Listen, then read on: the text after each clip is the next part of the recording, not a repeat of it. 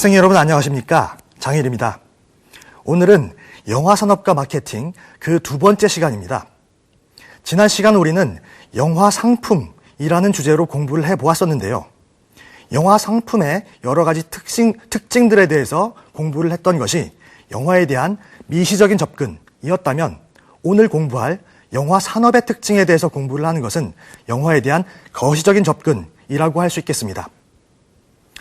기본적으로 영화 산업이라는 용어가 어떠한 배경으로 탄생을 했으며 그러한 영화 산업이 다른 산업과 갖고 있는 공통점 그리고 다른 산업과의 차별점 등등에 대해서 구체적으로 살펴보는 시간을 가져보도록 하겠습니다. 기본적으로 영화는 1895년 류미에르 형제에 의해서 발명되었다는 사실은 누구나 다 알고 있는 점일 것입니다. 여기서 중요한 것은 비슷한 시기에 비슷한 카메라와 비슷한 영사기를 발명했었던 에디슨이 아니라 류미에르 형제가 영화의 아버지로 불린다는 점이겠습니다.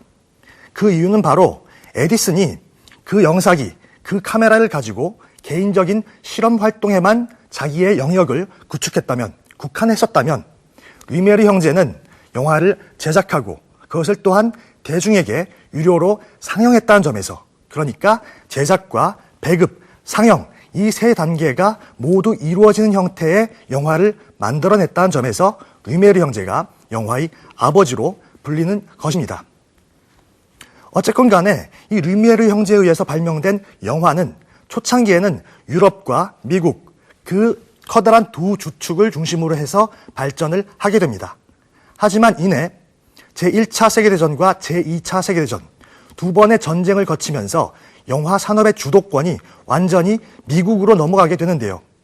그 이후 오늘날까지 미국, 특히 할리우드 영화가 전 세계의 시장을 장악하게 되는 그러한 상황이 마련된 것입니다. 따라서 이 미국의 스튜디오, 거대 스튜디오라고 하죠. 초창기의 메이저 이 배급사들이 현재에는 복합 미디어 그룹으로서 여전히 왕성한 활동을 하고 있다고 할 수 있겠습니다. 우리가 이들을 복합 미디어 그룹이라고 부르는 이유는 지금 현재의 영화업계는 단지 영화만을 판매하는 것이 아니죠. 극장 수입만으로 그 회사들이 살아가는 것은 아닙니다. 여러 가지 다른 통로들, 그러니까 지상파 방송망이라든지 케이블 방송망, 출판, 잡지, 그리고 기타 여러 가지 관련 상품들을 모두 아우르는 기업이라는 의미에서 복합 미디어 그룹이라는 용어를 사용하고 있는 것입니다. 이들 복합 미디어 그룹을 중심으로 현재의 영화 산업, 특히 미국의 영화 산업이 활성화되고 있다 해도 과언이 아닐 텐데요. 그렇다면은 미국 영화 산업의 특징을 화면을 통해서 잠시 만나보도록 하겠습니다.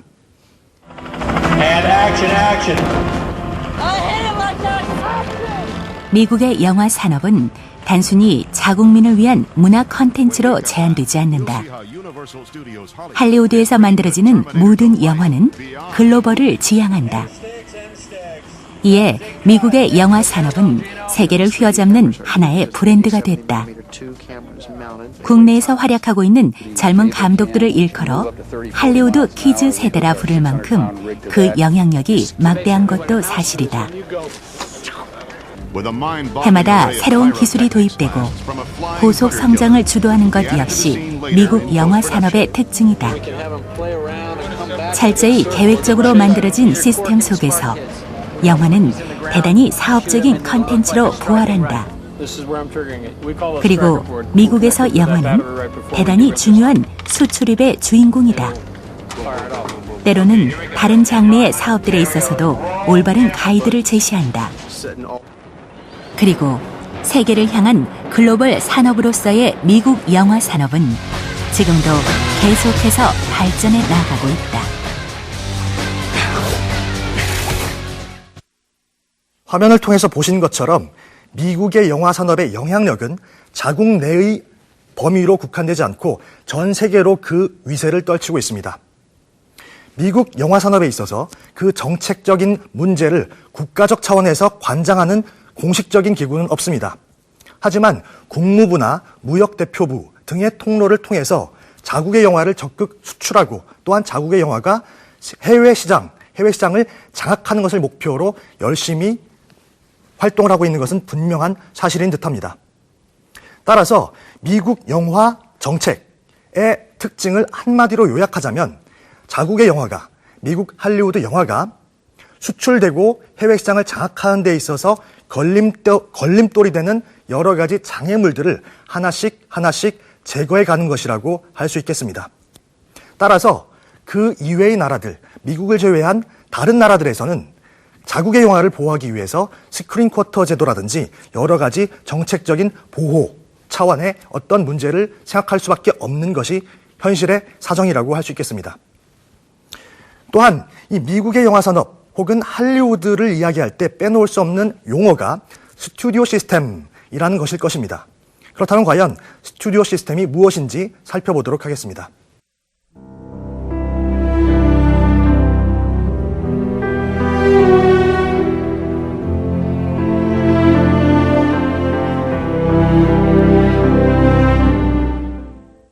스튜디오 시스템이라는 것은 기본적으로 장편 영화의 제작 비용을 지원할 수 있는 거대한 제작 및 투자 그리고 도소매 산업 체계를 말합니다.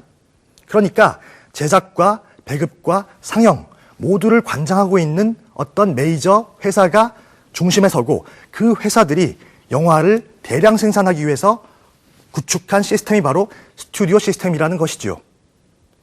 따라서 영화 산업의 핵심이 되는 세 가지 요소들, 제작, 배급, 상영, 이 세 영역을 초창기 회사들이, 메이저 회사들이 모두 관장하고 있었다는 점이 아주 중요한 초창기 할리우드의 특징이라고 할 수 있겠는데요.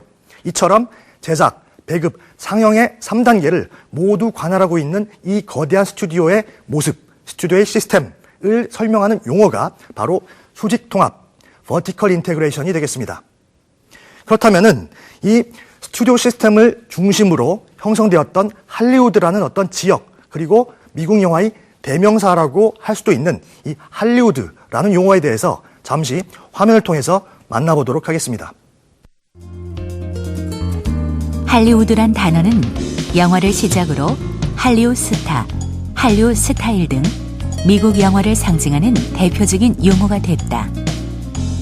그리고 세계의 영화 시장을 움직이는 거대한 존재로 인식되고 있는데, 이는 캘리포니아주 로스앤젤레스에 있는 지역을 가리키는 지명이기도 하다. 이곳은 로스앤젤레스 중심부에서 북서쪽으로 13km쯤 떨어진 지점에 있으며 1910년에 시의 일부가 됐다. 그리고 10년 뒤인 1920년 영화 촬영소가 설립되면서 발전하게 되었다. 더불어 미국의 주요 영화 회사에 대한 중앙 배역 사무소와 영화 박물관 등 다양한 기관들이 자리하고 있어 더욱더 중요한 역할을 담당하게 되었는데, 1919년에 건설된 야외 극장 할리우드 볼을 비롯해 그리피스 공원에 있는 연극 원형극장, 콘크리트 앞들에 유명 배우들의 손과 발바닥 도장이 찍혀있는 중국 극장 등 다양한 시설들이 이러한 사실을 증명하고 있다. 이처럼 할리우드라는 용어는 미국 영화 산업의 대명사로서 전 세계 모든 이들에게 알려져 있습니다. 이전에 말씀드린 것처럼 1차 세계대전과 2차 세계대전 두 번의 전쟁을 거치면서 미국은 완전히 전 세계 영화 시장을 장악하게 되었다고 말씀드렸습니다. 하지만 미국 할리우드의 영화 산업이 항상 성공적인 가도만을 달린 것은 아닙니다. 그 첫 번째 가장 큰 위기는 1952년이었는데요. 그 해는 바로 전국적인 텔레비전 네트워크가 시행되던 해였습니다. 그 전까지는 영화 하면은 유일한 동영상 매체로서 대중들에게 꿈과 희망을 움직이는 모습으로 전달해 줄 수 있는 유일무이한 매체였습니다. 하지만 이제 텔레비전이 대중들에게 다가서게 된 그런 상황이 도래한 것이죠. 따라서 텔레비전과 경쟁을 해야 되는 상황에 직면하게 되면서 영화에 조그마한 위기가 생기게 된 것입니다. 따라서 그러한 위기를 타개하고자 하는 그런 해결책으로서 와이드 스크린이라든지 스테레오 시스템 등을 도입함으로써 TV와는 다른, 텔레비전과는 다른 영화만의 충분한 매력을 창조해내고 발명해내기 위해서 또 다른 노력을 하게 됩니다. 이와 더불어서 헐리우드 영화 산업에 커다란 위기가 또 하나 있었는데요. 그것은 바로 1938년부터 1948년까지 10년간에 걸쳐 일어난 소송이었습니다.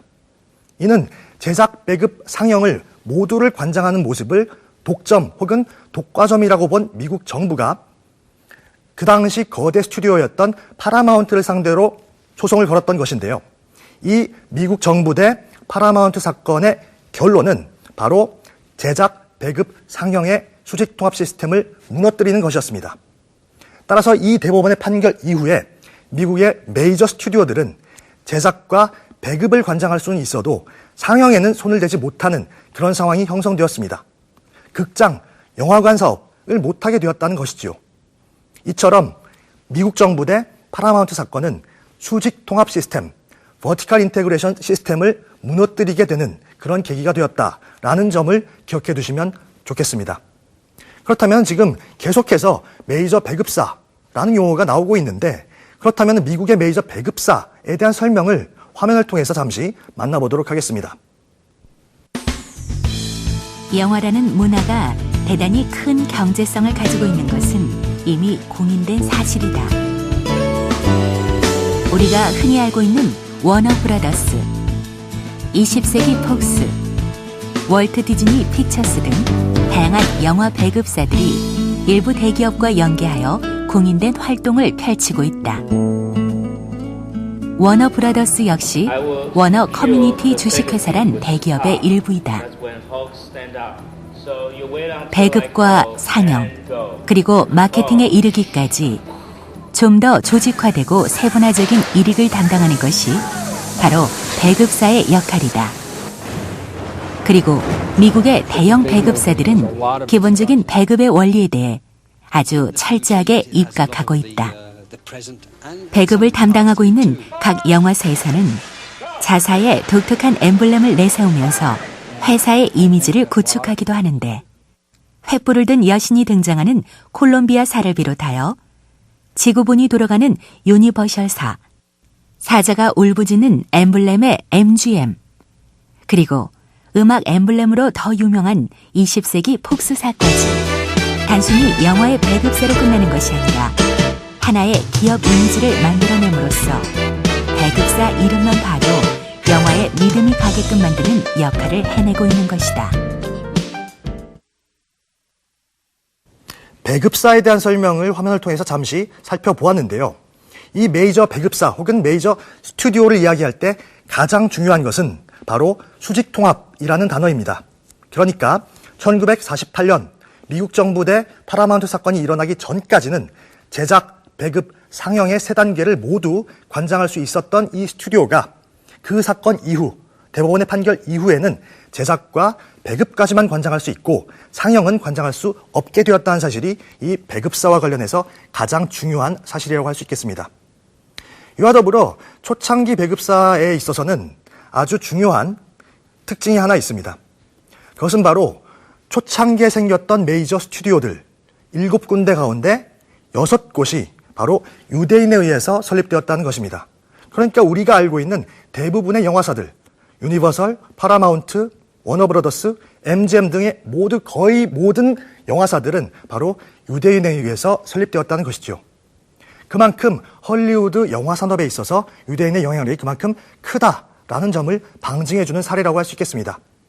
또한 1995년에 설립되어서 아직까지도 왕성한 활동을 벌이고 있는 드림웍스의 새 창업자 스티븐 스필버그, 제프리 카젠버그, 그리고 데이빗 게펜 역시도 모두 유대인이었습니다. 이는 할리우드가 매년 주관하고 있는 아카데미상 시상식에서도 그 모습을, 그 증거를 찾을 수 있는 어떤 그러한 모습을 보이고 있는데요. 예를 들어서 쉰들러 리스트 같은 종류의 영화들, 그러니까 유대인의 학살 문제, 홀로코스트를 다뤘던 영화들에게 커다란 어떤 찬사와 갈채를 보낸다든가 하는 모습이 바로 그러한 점일 것입니다. 이처럼 헐리우드가 어떤 조직에 의해서 또한 어떠한 종류의 어떤 시스템에 의해서 움직이는지를 알기 위해서는 그 제작 인력들, 그리고 그 제작 인력들이 만들어내고 있는 시스템, 그 시스템 하에서 이루어지고 있는 어떤 영화 산업의 모습 전체를 이해하는 것이 중요하다고 할 수 있겠습니다.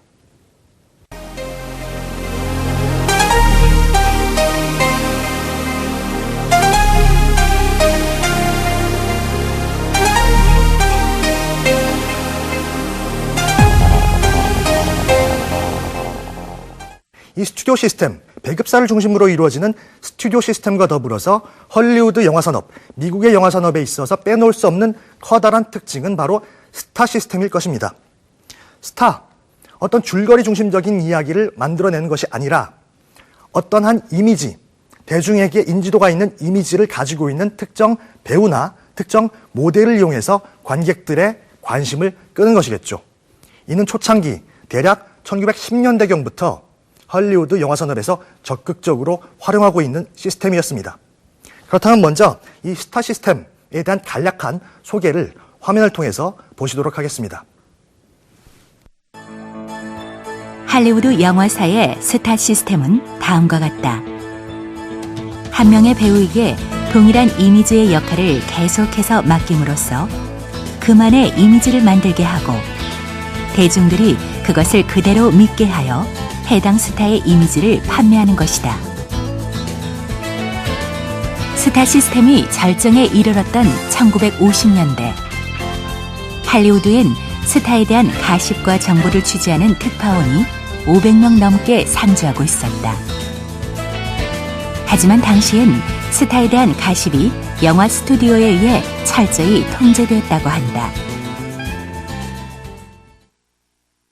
스타 시스템과 더불어서 할리우드 영화 산업을 특징 짓는 또 다른 주요한 용어는 바로 장르 시스템이라는 말일 것입니다. 장르의 법칙이라는 말에서 알 수 있듯이 장르라고 하는 것은 줄거리나 기본적인 플롯 구조가 유사한 여러 작품들을 똑같은 스튜디오에서 계속해서 만들어내는 것이라고 할 수 있겠죠. 이처럼 안정적인 소재, 이미 검증이 되었던 소재를 다시금 이용하기 위해서 만들어진 것이 장르의 법칙이고 이 장르의 법칙에 충실하게 영화를 대량 생산하기 위해서 구축된 시스템이 바로 장르 시스템이라고 할 수 있겠습니다. 이 스타와 장르 두 가지 시스템은 지난 시간 우리가 공부했던 영화 상품의 특징, 그러니까 정보제라는 말을 상기시키는데요. 정보제 특징이 뭐라고 했었죠? 정보제로서의 영화 상품은 제작자와 소비자 사이의 정보의 비대칭성 혹은 불균형성을 특징으로 한다라고 했었죠. 제작자만큼 소비자 혹은 관객은 많은 것을 알고 있지 못합니다. 내가 영화를 보기 전에 관람료를 지불하고 극장을 찾기 전에 이 영화가 얼마나 재밌을지 재미없을지를 판단하기가 어렵다는 것이죠. 그렇다면 이미 검증되었던 이전에 나와서 흥행이 이미 성공되었던 스타의 이미지나 장르의 공식을 차용한다면 그 정보의 비대칭성 혹은 불균형성이 어느 정도는 해결될 수 있다는 점은 당연한 사실이라고 할 수 있겠습니다. 또한 영화 상품의 또 다른 특징 뭐였죠? 고위험, 고수익 산업이다라는 특징과도 이러한 스타와 장르의 문제를 연결시킬 수 있겠습니다.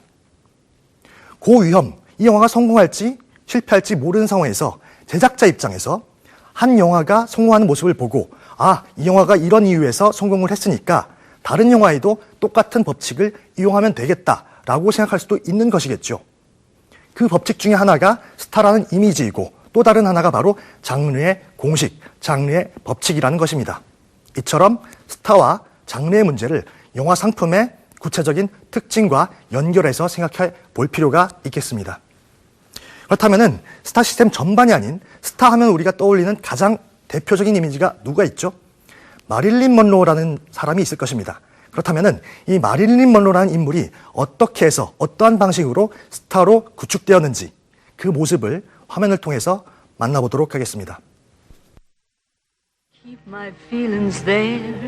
1926년 미국에서 태어나 37세의 나이로 짧은 생을 마감한 비운의 스타 마릴린 먼로. 그녀는 할리우드가 배출한 역대 유명 스타 중 하나다.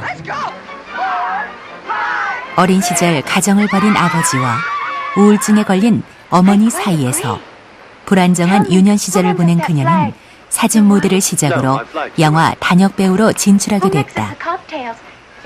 뜨거운 것이 좋아 7년 만에 외출 출연 이후 30여 편이 넘는 영화에 출연하는 등 다양한 활동을 보였으나 결혼과 이혼을 반복하며 개인 생활에 있어서는 영화만큼 행복하지 못했다.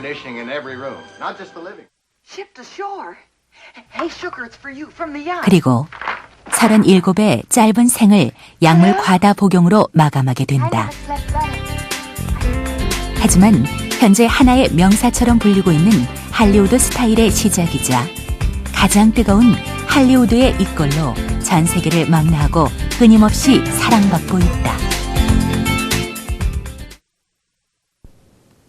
자, 지금까지 우리는 스튜디오 시스템, 스타 시스템, 그리고 장르 시스템과 같은 미국의 영화 산업, 할리우드 영화 산업의 주요 특징들과 개념들에 대해서 살펴봤습니다.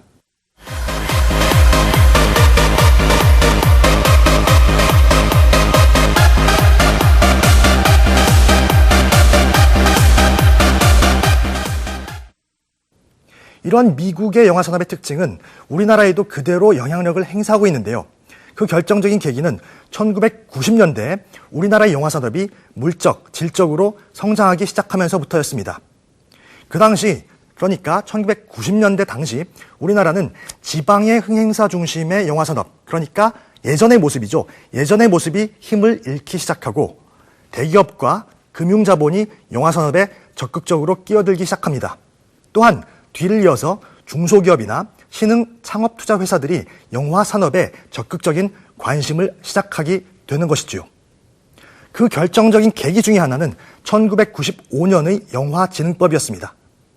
1995년에 개정된 영화진흥법에서는 영화 산업을 이전까지는 서비스업으로 규정했던 것에 비해서 제조업으로 규정하게 됩니다. 그러니까 다른 여타의 산업들, 자동차 산업이나 중공업과 마찬가지의 산업 혹은 상업으로 인정을 하기 시작한 것이죠.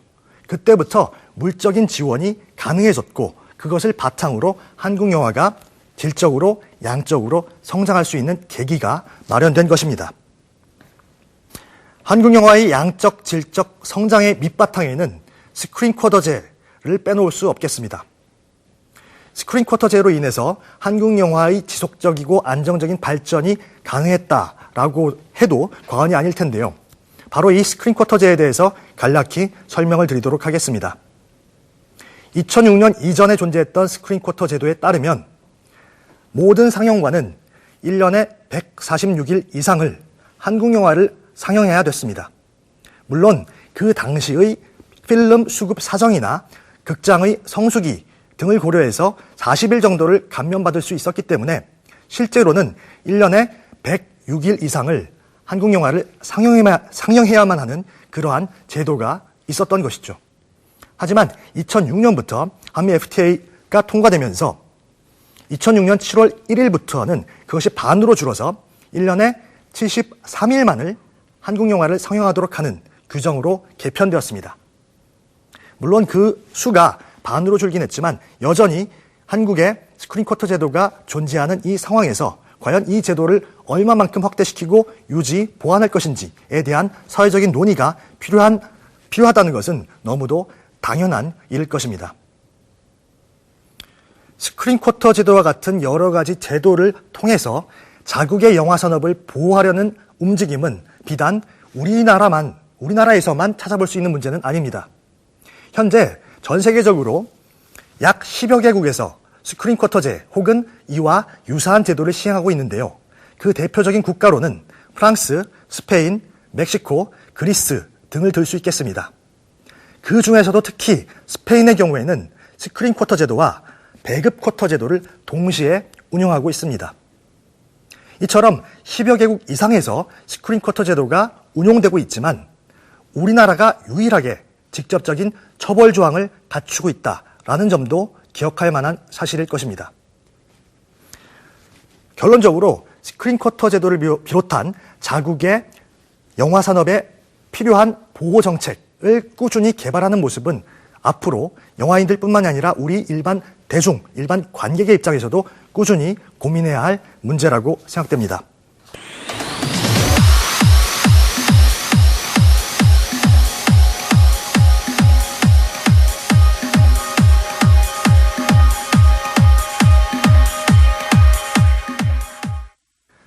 이처럼 한국의 영화 산업에 대해서 간략하게 말씀을 드렸는데요. 그렇다면 이제부터는 영화 산업의 전반적인 모습, 그러니까 영화 산업이라는 것이 어떠한 방식으로 이루어지는지 다른 산업과 비교하면서 그 공통점과 차이점은 무엇인지를 살펴보도록 하겠습니다.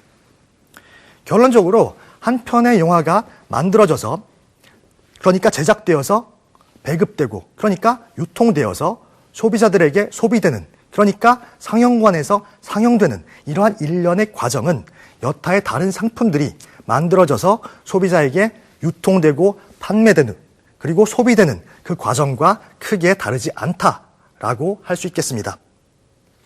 따라서 영화 산업을 좀 전에 말씀드린 것처럼 1995년 이후에, 영화진흥법 이후에 서비스업이 아닌 제조업이라고 봤다라는 점과 연결시켜서 생각하시면 되겠죠.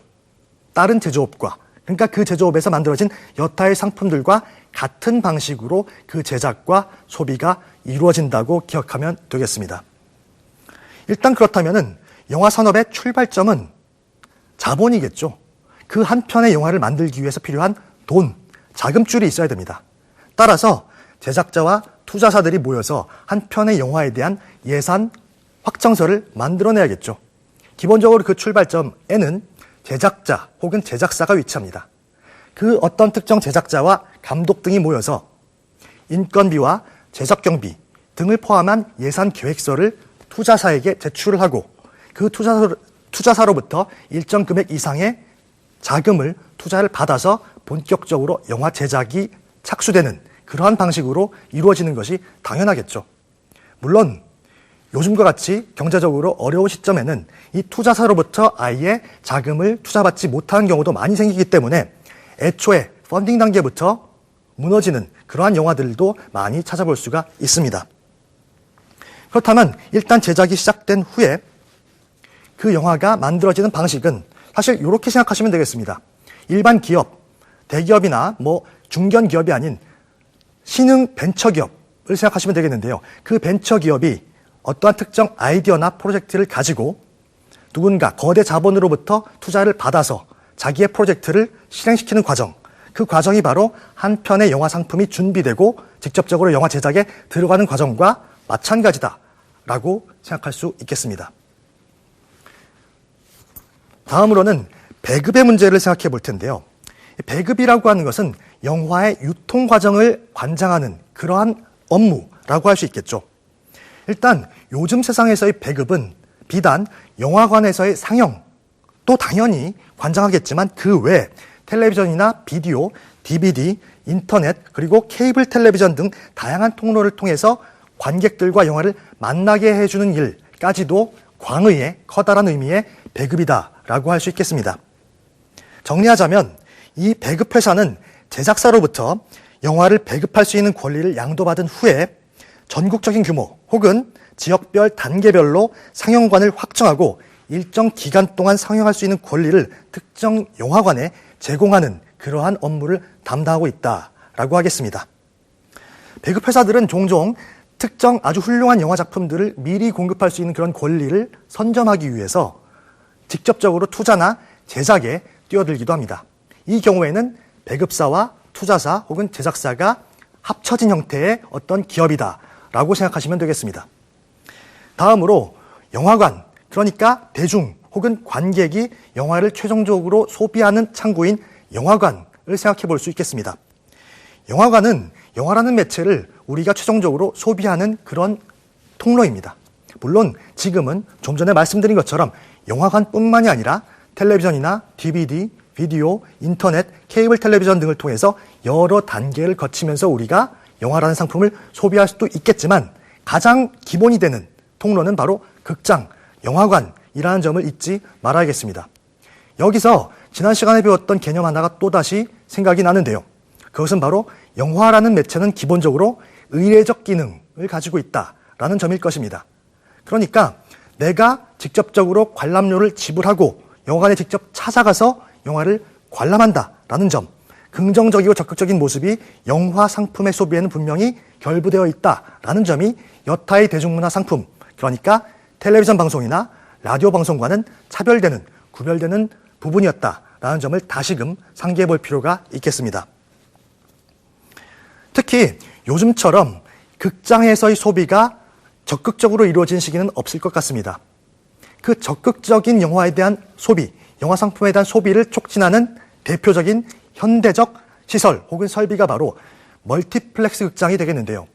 이 멀티플렉스 극장에서는 단지 영화만을 보는 것이 아니라 영화 이외의 다른 문화 현상들까지 우리가 즐길 수 있는, 영화와 관련된 상품을 소비하고 또한 영화와 직접적으로 관련이 없더라도 대중문화의 여러 현상들을 같이 동시에 접할 수 있는 영화 상품의 백화점 같은 역할을 하고 있다라는 점 또한 주목할 만한 사실일 것입니다. 이처럼 한 편의 영화가 제작되어 배급되고 유통되고 또한 최종적으로 소비되는 과정이라고 하는 것이 기본적으로 경제적인 마인드로 진행되고 있기 때문에 그 한 편의 영화의 수익률을 높이기 위해서, 그 만들어진 영화의 흥행 수익을 최대한으로 높이기 위해서는 홍보와 마케팅 활동이 아주 중요한 역할을 차지한다는 점은 두말할 나위가 없을 것입니다. 따라서 사전에 시장 조사를 하고 관객들의 성향이 어떤지, 그리고 이러한 시점에는 어떠한 규모로 특정 영화를 개봉을 해야 되고 또한 판매 전략을 어떻게 세워야 되는지 등등의 문제, 그러니까 홍보 및 마케팅 활동의 중요성이 그만큼 더욱더 커지고 있다는 사실입니다. 따라서 이 영화라는 것이 기본적으로 고수익, 고위험 산업이기 때문에 위험이 큰 만큼 그만큼 수익성도 높일 수 있다는 의미겠죠. 기본적인 베이스, 그러니까 리스크가 크다, 위험성이 크다라는 점을 인지하고 들어가서 그 위험성을 그렇다면 최대한 줄이기 위해서 관객들의 성향을 어떻게 파악하고 시장을 어떻게 조절할 것인지 등의 문제가 현대 영화인, 현대 영화 제작사, 그리고 투자사, 배급사에 있어서는 반드시 고려해야 된다는 사실입니다. 우리가 일반적으로 알고 있는 영화 홍보의 가장 고전적인 수단은 바로 시사회였죠.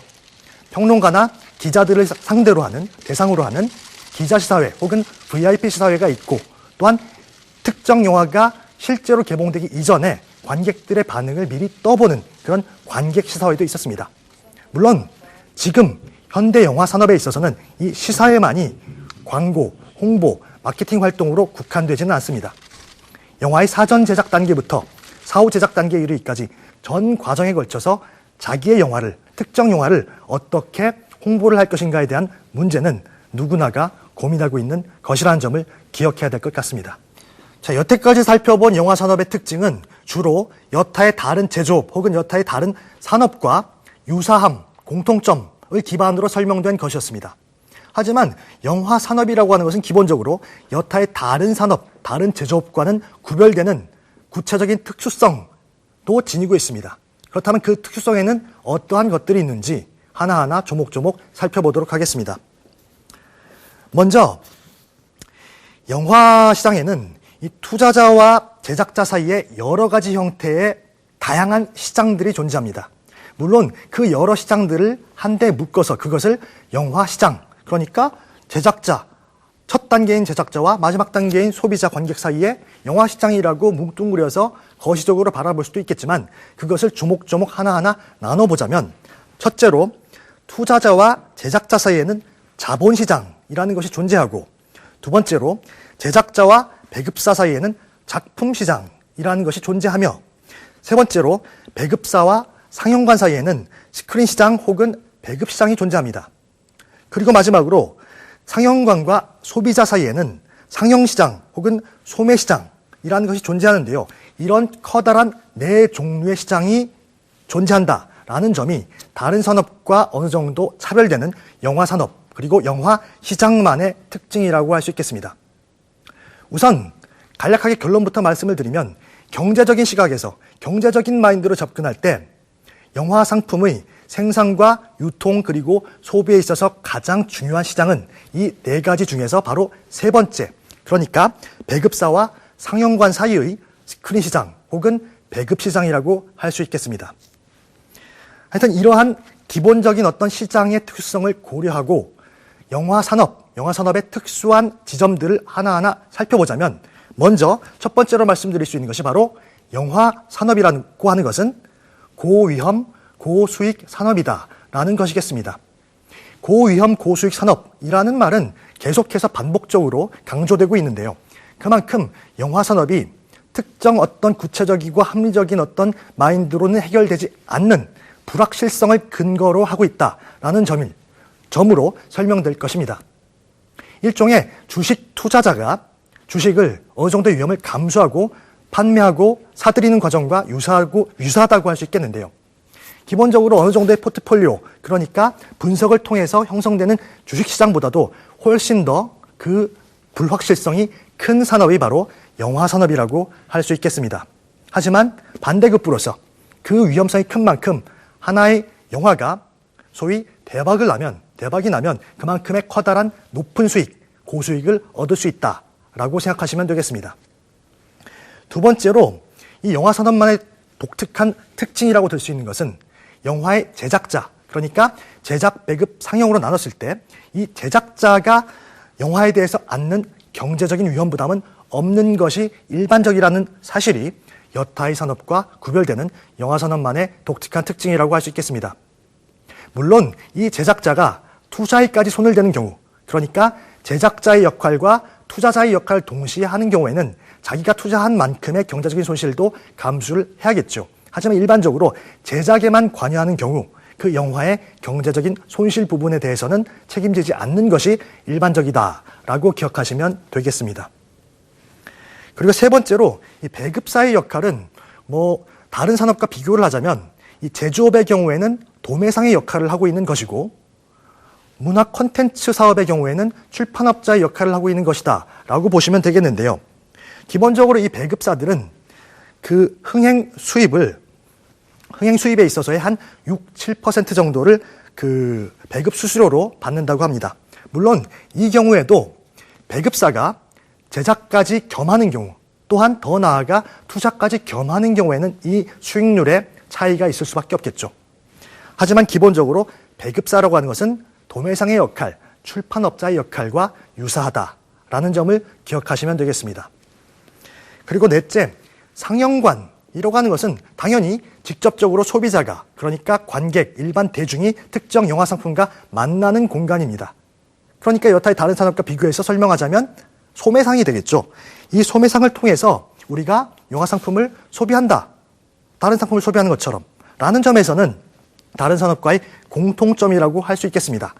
하지만 여타의 다른 제조업에 관련된 소매상과는 달리 영화관, 극장, 그러니까 영화 상품의 소매상은 어느 정도의 기반 시설, 기반 설비를 필요로 합니다.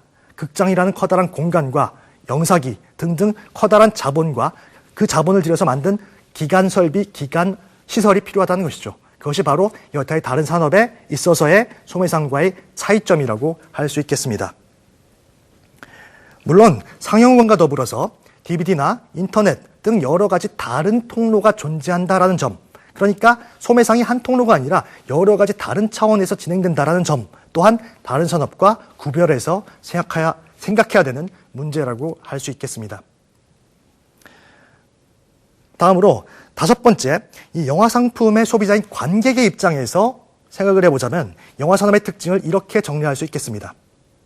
기본적으로 지난 시간에 우리가 공부했던 내용들, 영화가 사치제이다, 정보제이다 라고 하는 이런 영화 상품의 특성들이 바로 이 관객의 성향 문제와도 연결이 되는 것인데요. 직접적인 필요에 의해서 우리가 구입을 하게 되는 연필이나 공책 등과는 달리 우리는 영화 상품을 그런 직접적인 필요에 의해서 소비하지 않습니다. 그만큼 이 관객이 어떠한 영화를 어떠한 방식으로 소비할지를 예상하는 것 또한 그만큼 힘든 문제라고 할 수 있겠습니다. 특정 시점에 특정 나라에서 어떠한 영화가 과연 관객들한테 통하는 영화고 어떠한 영화가 과연 관객들한테 통하지 않는 영화인가를 결정하는 문제가 다른 산업과는 분명 다른 과정으로 이루어지고 있다는 사실이죠.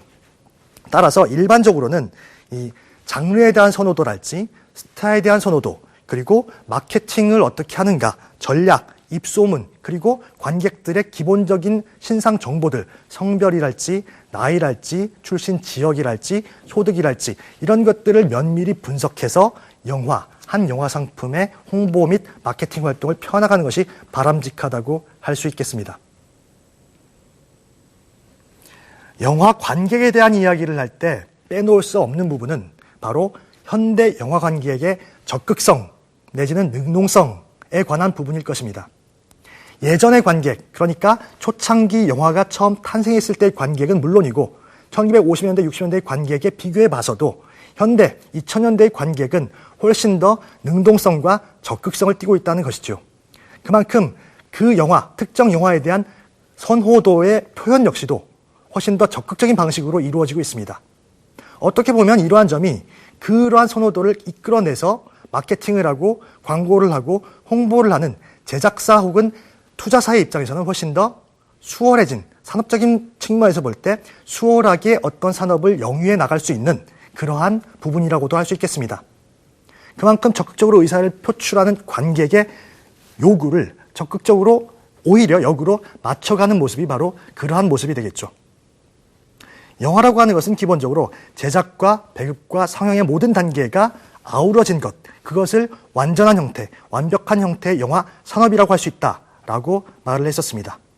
그만큼 제작자와 소비자의 관계, 그리고 그 구체적인 모습으로서 투자, 제작, 배급, 상영, 그리고 관객, 이 모든 관계들을 총체적으로 바라볼 수 있는 눈을 키워야 될 것 같습니다.